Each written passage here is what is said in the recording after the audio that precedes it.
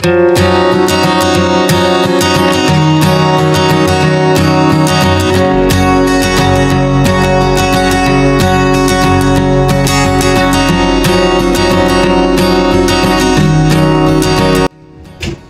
मित्रांनो, अबिका जुनून या यूट्यूब चॅनलवर तुमचं स्वागत आहे।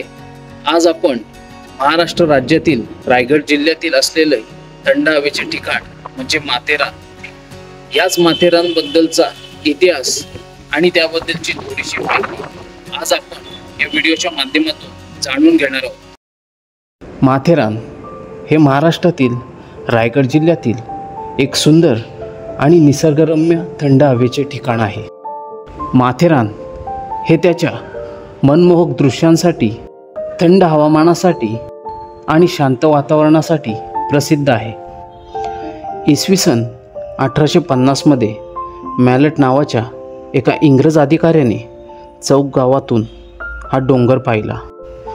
तो स्वतः एक ट्रॅकर असल्याने या डोंगराकडे आकर्षित झाला आणि तिथल्या एका पाटलाला बरोबर घेऊन आत्ताच्या वन ट्री हिल पॉईंटवरून वर चढला आणि रामबाग पॉईंटवरून खाली उतरला। नंतर याच आकर्षणामुळे तो पुन्हा एकदा इथे आला व त्याने राहण्यासाठी घर बांधले। त्याच्या मागोमागच त्याचा इतर मित्रपरिवार आणि इंग्रज माथेरानला स्थायिक झाले, अशी इंग्रजांच्या गॅजेटमध्ये नोंद आहे। येथील पठाराचे पूर्व, पश्चिम व दक्षिणेकडील कडे कोसळलेले आहेत। या कडांनाच पॉईंट्स म्हटले जाते। ज्या इंग्रजांनी माथेरान वसवले त्यांनीच या पॉईंट्सला नावे दिली, म्हणूनच या पॉईंट्सची नावे इंग्रजीत आहेत। माथेरानमधील सर्वात महत्त्वाचं आकर्षण म्हणजे ही टॉय ट्रेन।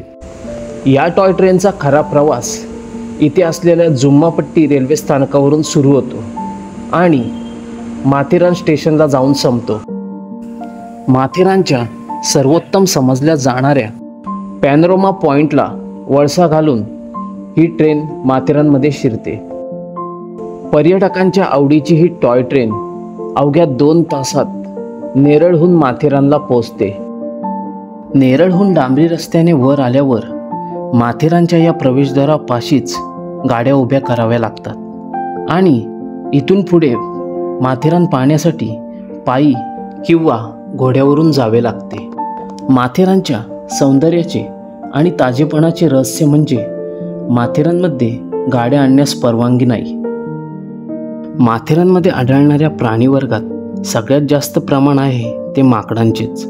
त्याचप्रमाणे रानमांजरे, हरणे इत्यादी प्राणीही दिसण्यात येतात। तसेच येथील पक्षीसृष्टीत बऱ्याच मोठ्या प्रमाणावर बुलबुल, दयाळ, किंगफिशर या पक्ष्यांचा समावेश होतो।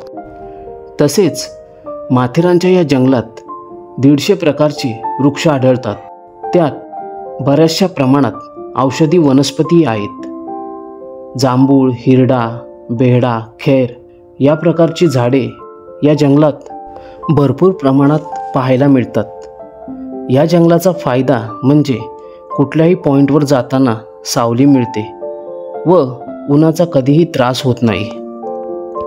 माथेरानमधील लोकांचा उदरनिर्वाह मुख्यत्वे पर्यटकांवर अवलंबून असतो। दस्तुरी नाक्यावरून सुमारे 1.5 ते 2 किलोमीटर अंतरावर मध्यभागी माथेरान स्टेशन आणि मार्केट आहे। येथे असणारी टॉय ट्रेन आपल्याला सरळ मार्केटपर्यंत घेऊन येते। माथेरानच्या या मार्केटमध्ये बऱ्याच हस्तकौशल्य असलेल्या वस्तूंचे स्टॉल्स आहेत। पावसाळ्यात माथेरान पूर्णतः हिरवेगार झालेले असते। ठिकठिकाणी आपल्याला धबधबेही दिसतात आणि याच काळात धुक्याचे साम्राज्य संपूर्ण माथेरानवर असते। सूर्यप्रकाशही फार कमी वेळा दिसतो। मित्रांनो, तुम्हीही या रायगड जिल्ह्यात असलेल्या थंड हवेच्या ठिकाणाला अवश्य भेट द्या आणि माझ्या चॅनलला सबस्क्राईब करा। धन्यवाद।